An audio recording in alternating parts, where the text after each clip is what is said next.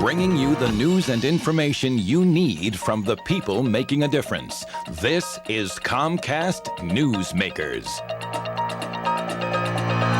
Thanks for joining us again on Comcast Newsmakers. I'm Amy Allison.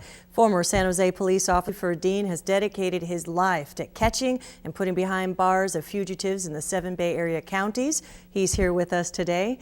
And your organization, Fugitive Watch, has been real busy. Yes, it has. We've had over 1,000 captures now in the last 16 years. What kind of criminals do you focus on? Do you prioritize all people who have outstanding arrest warrants? Or? Well, pretty much we play the cards we're dealt.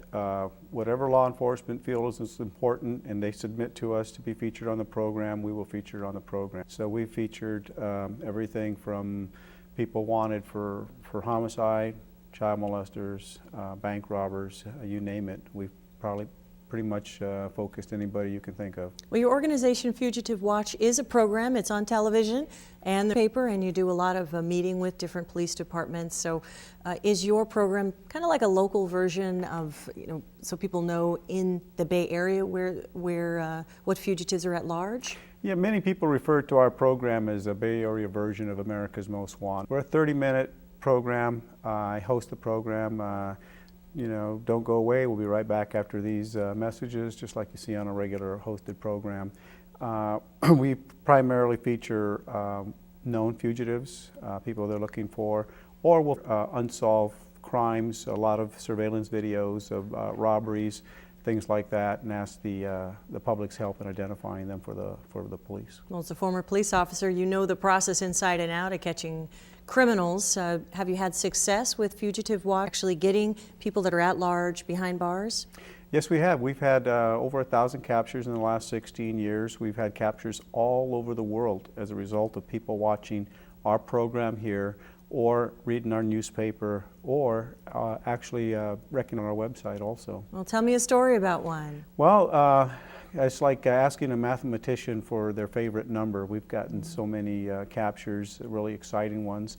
We had a child molester that was wanted on $1 million warrant, Milpitas Police Department, and he had fled to Santiago, Chile. And a viewer here recognized him on our program, called a relative in Chile, and that relative called the local police there. And she didn't have any success in the local police to act on the information, so she went to the media. She went to a news, the 5 o'clock news people, told them the story. That reporter went to our website, verified that the information was true, saw his picture. News crew, they went and followed the suspect, followed him to a beach where he approached 2 little boys.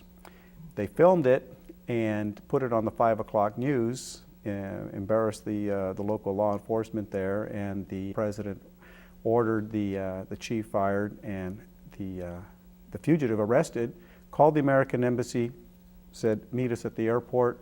We're going to put him on an airplane, send him back to the United States. So the news report called my hotline, 1-800-9-CAUGHT, said, hey, this guy's going to be arriving in Miami at 4 o'clock in the morning. So I was just getting off duty. I was working nights in patrol. So I told my sergeant, hey, told him the story. He says, hey, well, let's get over there. And we called Milpitas Police, the PD, and the Homeland Security to wait for him to get off the plane. It's a great capture. We were really, really proud of that. Wow. So the Fugitive Watch extends internationally. Yes. That's pretty amazing. Well, California has Megan's Law, which is supposed to help average people. If there are people who have been convicted of these kind of crimes, is that kind of information helpful to people living in neighborhoods figuring out, okay, who's going to be safe or my kid's going to be safe? Well, there's some people who say it is, some who say the problem I find with it is, what are you going to do once you get the information? Well, I guess they're going to call Fugitive Watch. That's true. Steve, thanks for joining us today. You're very welcome. And thanks for staying with us on today's Comcast Newsmakers. Bye-bye.